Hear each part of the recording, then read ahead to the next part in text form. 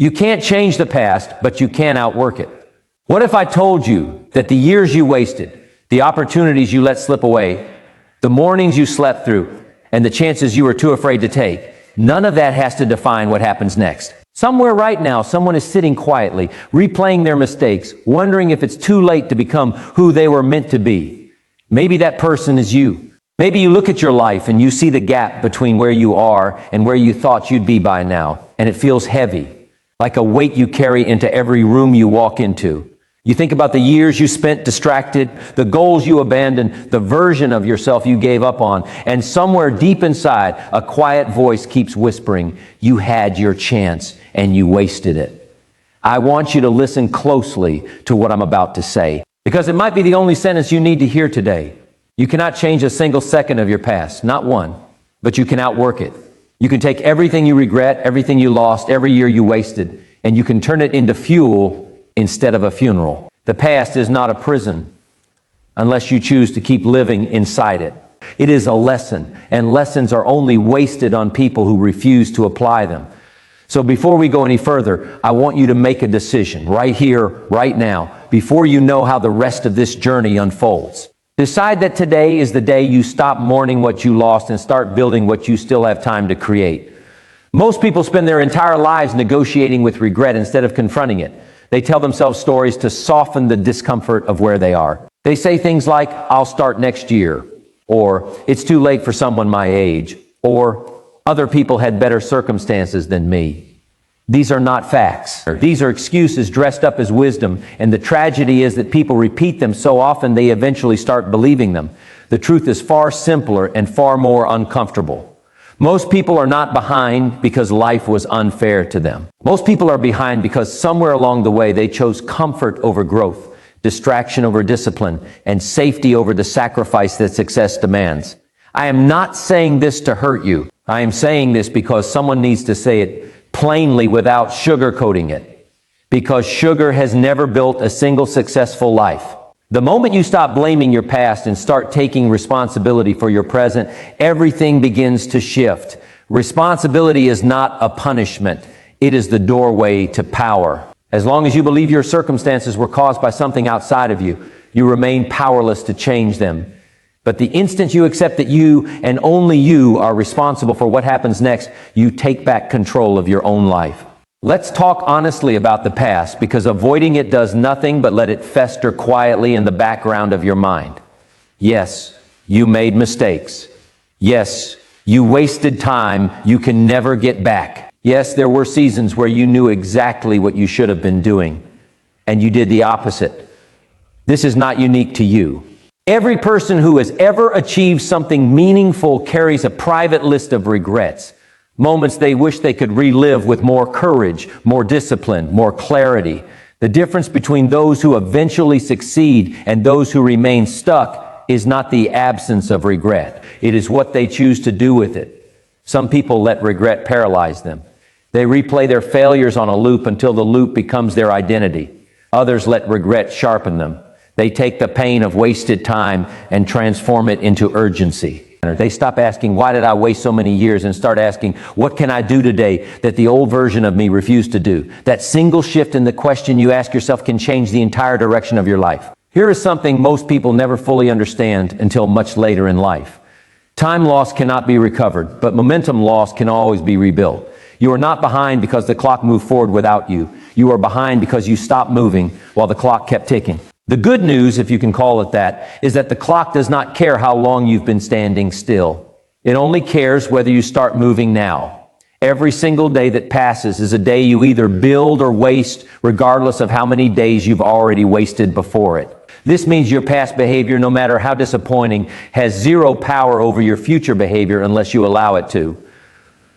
The moment you decide to work harder than your past demanded of you, you begin closing the gap between where you are and where you should be. It won't happen overnight. It won't happen in a week, but it will happen because effort compounds the same way neglect compounds. The only difference is direction. I want you to imagine two people standing at the exact same starting point today. One of them has wasted the last 5 years. The other has used those 5 years wisely. If both of them decide, starting today, to work with the same intensity, The same discipline, the same relentless consistency. Who do you think closes the gap faster?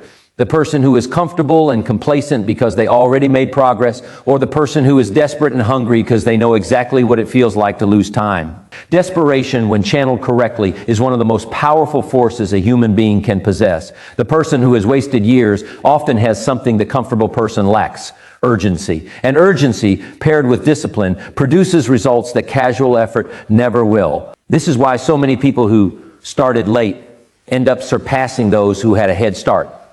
They are not running the same race at the same pace. They are running with the full knowledge of what it costs to fall behind, and that knowledge fuels an intensity that people who never fell behind rarely develop.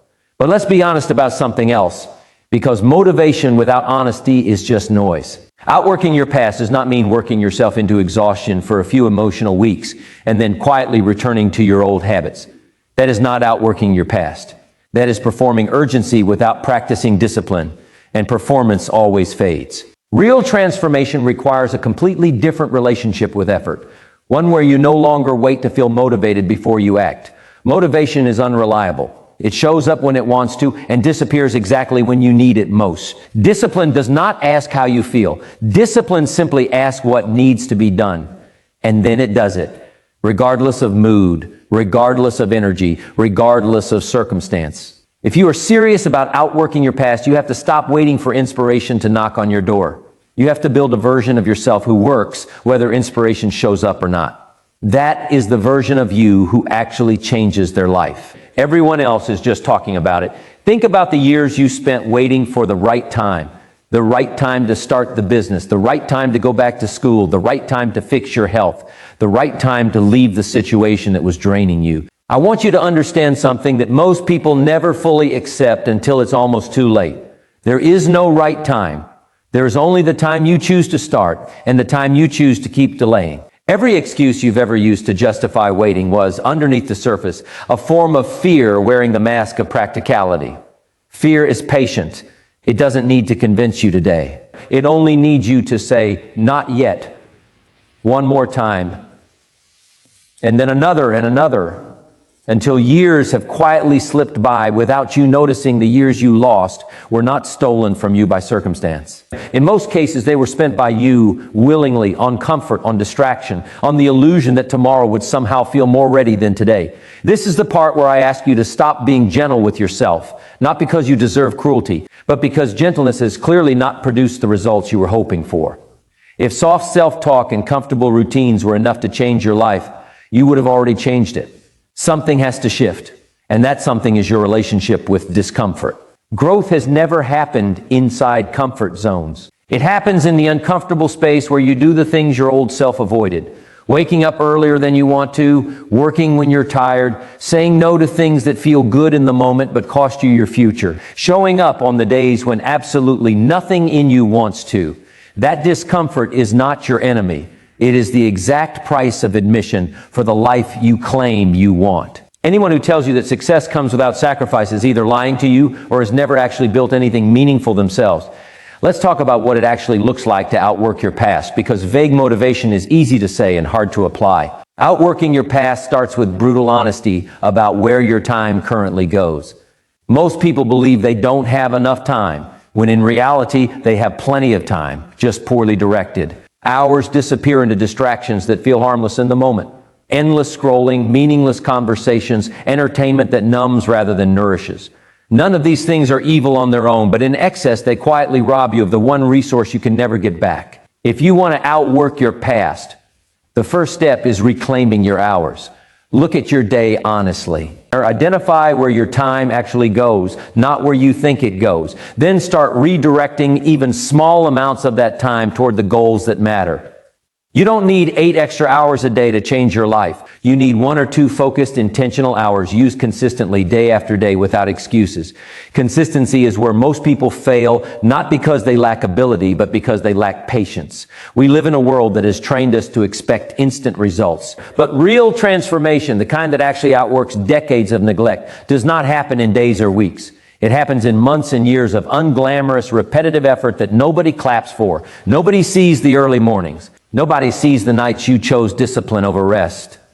Nobody sees the meals you skipped ordering out, the shows you didn't watch, the invitations you turned down because you were building something instead. And that is exactly why so many people quit, because the sacrifice is real, but the reward is delayed, and human beings are wired to crave immediate gratification. If you can train yourself to keep showing up even when there is no applause, even when there is no proof yet that it's working, you will separate yourself from the majority of people who quit the moment results don't show up fast enough. I want to share something with you about the nature of compound effort, because understanding this concept can change how you see your entire timeline. Small actions repeated consistently do not produce small results. They produce results that grow exponentially over time in ways that are almost invisible in the early stages. This is why the first few weeks of any real change feel discouraging. You work hard and nothing seems to shift. Your body doesn't look different, your bank account doesn't look different, your skills don't feel dramatically improved. And in that discouragement, most people quit, convinced that their effort isn't working. But effort always works. It simply works on a timeline that requires patience most people never develop. The people who succeed are not the ones who worked harder for 2 weeks and gave up when nothing changed. They are the ones who kept working for 2 years, 3 years, 5 years, trusting that the compounding would eventually catch up to their effort, even when they couldn't see it yet. Now let's talk about fear, because fear is the invisible force behind almost every delayed dream. Fear rarely announces itself directly. It disguises itself as logic. It tells you to wait until you have more information, more money, more confidence, more certainty. It convinces you that waiting is wisdom, when in reality, waiting is often just fear wearing a more socially acceptable outfit. The people who eventually outwork their past are not the people who eliminated fear. Fear never fully disappears, no matter how experienced or successful you become. The people who outwork their past are the ones who learn to act despite fear, who stop waiting for the fear to go away before taking the next step. Courage was never the absence of fear. It was the decision to move forward while fear was still present, still loud, still trying to convince you to stay where it's safe. I want you to think about comfort for a moment, because comfort is one of the most dangerous forces working against you, precisely because it doesn't feel dangerous. Comfort feels good. It feels safe. It feels like relief. But comfort has a hidden cost that most people don't calculate until years later, when they look back and realize how much time they spent protecting a feeling instead of building a future. Growth and comfort cannot coexist in the same moment. Every time you choose comfort over growth, you are quietly voting for the same results tomorrow that you had today. And if you keep casting that vote long enough, one day you wake up and realize an entire decade passed while you were simply making yourself comfortable. This is not meant to scare you. It is meant to wake you up, because awareness is the first step toward change, and most people never even reach that first step. Let me tell you about the kind of person who actually outworks their past, because I want you to see clearly what this looks like in real life, not in some abstract poetic sense. This person wakes up understanding that today matters more than yesterday, because yesterday is finished and today is still being written. They do not spend their mornings scrolling through other people's highlight reels, comparing their behind-the-scenes struggle to someone else's polished success. They understand that comparison is a thief that steals motivation and replaces it with resentment. Instead, they focus entirely on their own timeline, their own pace, their own progress. They treat their goals like appointments they refuse to cancel, not suggestions they'll get to eventually. When they feel like quitting, and they will feel like quitting because everyone does, they remind themselves why they started, and then they take one more step anyway. Not because it's easy, but because ease was never the goal. Growth was the goal, and growth demands difficulty as its price. Think about the people you admire most, the ones whose lives seem to have transformed dramatically from where they began. I promise you, if you dig into their story honestly, you will find years of unseen struggle before the visible success. You will find failures they don't talk about often, rejections that would have crushed someone less determined, seasons where absolutely nothing seemed to be working. The difference between them and everyone else who faced similar struggles is simple. They kept working through the parts of the story that don't make good highlight reels. They showed up during the boring middle, the part where progress is slow and invisible and deeply unglamorous. Everyone wants the result. Very few people are willing to endure the process that actually produces it. If you want a life that looks different from your past, you have to become someone who is willing to endure what your past self was never willing to endure. I want to address something directly because I know it's sitting in the back of your mind, even if you haven't said it out loud. You might be thinking that your situation is different, that your circumstances were harder than most, that the years you lost were lost because of things genuinely outside your control. And I want to acknowledge that life is not equally fair to everyone. Some people start with real disadvantages, financial struggles, family situations, health challenges, circumstances they never chose. I am not here to dismiss that reality, but here is the deeper truth underneath it. Unfair circumstances explain why your starting point was harder. They do not explain why you stay in the same place for years after you became aware of what needed to change. At some point, awareness arrives for almost everyone.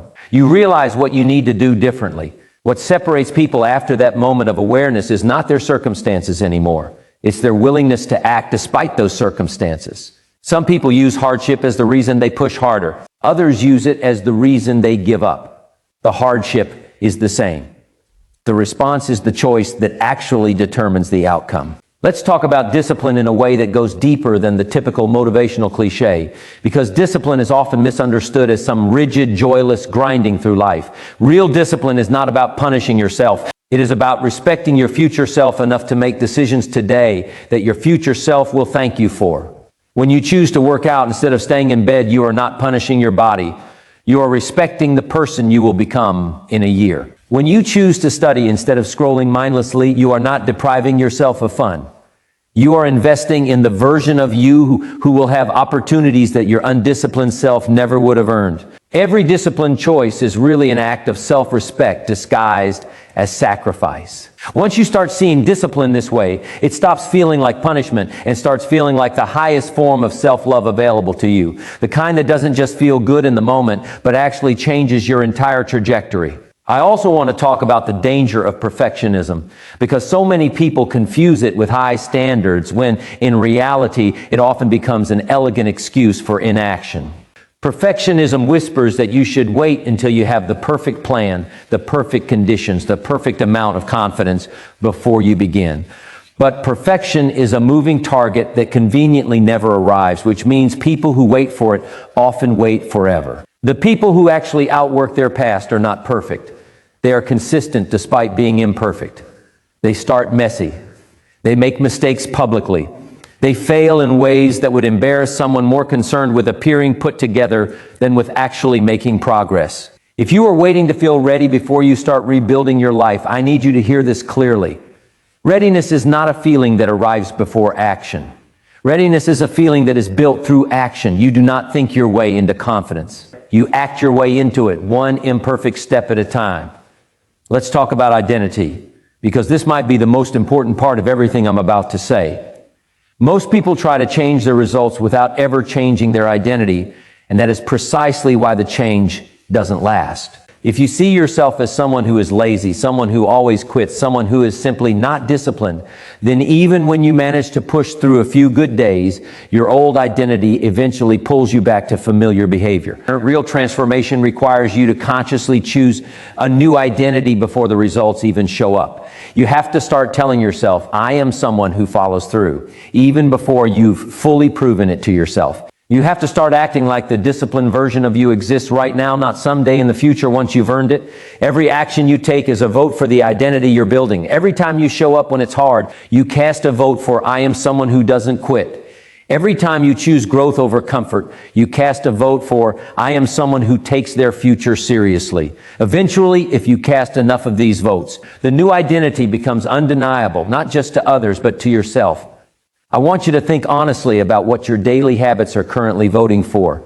Are your mornings voting for growth or for avoidance? Is your evening routine voting for discipline or for numbness? Is the way you spend your free time voting for the future you claim you want or for the comfortable stagnation you claim you're trying to escape? Most people never examine this honestly, which is exactly why their results never change. They want a different outcome while repeating the exact same inputs that produced their current situation. If you want a different life, at some point you have to accept that different inputs are required, and different inputs almost always feel uncomfortable at first because your mind is wired to resist change, even change that's good for you. Now let's talk about real life patterns, because abstract philosophy only goes so far without grounding it in something tangible. Think about someone who spent their 20s without direction, drifting from job to job, never fully committing to anything long enough to master it. By the time they reach their 30s, they look around and see peers who seem years ahead, established careers, financial stability, clear direction. It would be easy for this person to conclude that they've permanently fallen behind, that the gap is too large to close. But here's what actually happens to the ones who refuse to accept that conclusion. They start treating their 30s the way most people treat their 20s, as a decade of intense learning, skill building, and risk-taking.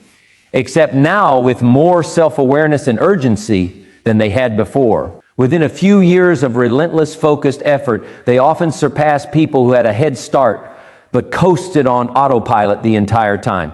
A head start means nothing if it's followed by years of stagnation. A late start means nothing if it's followed by years of relentless intensity. Or think about someone whose health declined over years of neglect. Poor habits repeated so long they became identity rather than behavior. It would be easy for this person to believe the damage is permanent, that too many years of neglect can never be undone. But the human body, much like the human mind, responds remarkably well to consistent effort, even after years of damage. It doesn't erase the past neglect, but it builds a stronger present that eventually overshadows it. The years of neglect become a distant memory, not because they were erased, but because they were outworked by years of consistent care that followed. This is the pattern across every area of life: finances, relationships, skills, confidence. The years lost are never recovered directly. They are overshadowed by the intensity and consistency of what comes after them.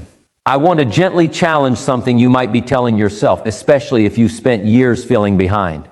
You might believe that because you started late, your journey has to look exactly like everyone else's, just delayed. This is not true, and clinging to that belief will exhaust you unnecessarily. Your journey does not need to follow someone else's timeline. It needs to follow your own pace, built on your own priorities, informed by your own lessons. Comparing your chapter 3 to someone else's chapter 10 will only produce discouragement, not motivation. The goal was never to catch up to someone else's life. The goal is to build a life that reflects your own values, your own definition of success, at whatever pace your circumstances actually allow. Outworking your past does not mean sprinting recklessly to catch an arbitrary finish line someone else set. It means committing to consistent, intentional effort that compounds over time, regardless of how it compares to anyone else's timeline. Let's address something practical, because motivation without strategy tends to fade quickly. If you're serious about outworking your past starting today, you need clarity on exactly what that looks like in your specific life. Sit down and be brutally honest about where the neglect has been the deepest. Is it your health? Is it your finances? Is it your relationships? Is it your skills and career? Most people try to fix everything at once, which usually results in fixing nothing at all. Pick the one area where change would create the most meaningful ripple effect across the rest of your life, and focus your intensity there first. Build one habit that represents real discipline in that area, and repeat it daily until it no longer requires willpower to maintain. Once that habit becomes automatic, add another. This is how real transformation actually happens, not through dramatic, unsustainable overhauls, but through the patient stacking of disciplined habits, one on top of another, until your entire life looks different from where it started. I also want to talk about the emotional weight of shame, because many people carry shame about their past instead of simply learning from it. And shame is one of the heaviest things a person can carry while trying to move forward. Shame convinces you that you are fundamentally flawed because of what you did or didn't do. Regret says, I made a mistake. Shame says, I am the mistake. This distinction matters enormously because regret can be transformed into motivation, but shame tends to paralyze. If you want to outwork your past, you have to separate your identity from your history. Your history is something that happened. It is not who you are. Who you are is being decided right now, today, through the choices you make moving forward. The moment you stop identifying with your worst years and start identifying with your next disciplined action, shame begins to lose its grip on you. I want you to consider something about legacy, because sometimes the motivation to outwork your past isn't just about you. It's about everyone watching you, even if you don't realize they're watching. Somebody in your life is paying attention to how you handle setbacks, how you respond to years that didn't go the way you planned. Maybe it's a younger sibling, a child, a friend who's struggling with the same doubts you once had. When you choose to outwork your past instead of surrendering to it, you are not just changing your own life, you are proving to everyone watching that it is possible, that circumstances do not have to be permanent, that late starts do not have to mean permanent losses. This kind of example is far more powerful than any speech you could ever give someone. People don't remember what you told them to do, they remember what you actually did when things were difficult. Let's talk about the moments when you'll want to quit because they are coming, and pretending otherwise would be dishonest. There will be days when the gap between where you are and where you want to be feels unbearable. There will be moments when you compare your current effort to your current results and feel like nothing is working. In those moments, you have two choices. You can interpret the difficulty as proof that you should stop, or you can interpret it as proof that you're doing something that actually matters. Anything easy rarely produces meaningful transformation. If outworking your past felt effortless, everyone would do it, and it wouldn't set you apart from anyone else. The difficulty is not a sign that you're on the wrong path. It is often a sign that you're exactly on the path that leads somewhere worth going. I want to leave you with something to hold on to during those difficult moments, something to return to whenever doubt creeps back in. The years you lost are gone, and no amount of regret will bring them back. But the years ahead of you are still unwritten, still full of possibility, still waiting for the version of you who finally decided to stop apologizing for the past and start building relentlessly toward the future. You do not need to erase what happened. You only need to outwork it. Every early morning you choose discipline over comfort is a step toward closing that gap. Every skill you build, every relationship you repair, every habit you replace with something stronger is proof that your past does not get the final say in your story. It only got the opening chapters. Everything after this moment belongs entirely to you. So here's what I want you to do, starting today. Not tomorrow, not next Monday, not after you feel ready. Today. Choose one thing, one single discipline that represents the person you're trying to become, and commit to doing it every single day, regardless of motivation, regardless of mood, regardless of how far behind you feel. Let that one action be your proof to yourself that you are no longer the person who waits.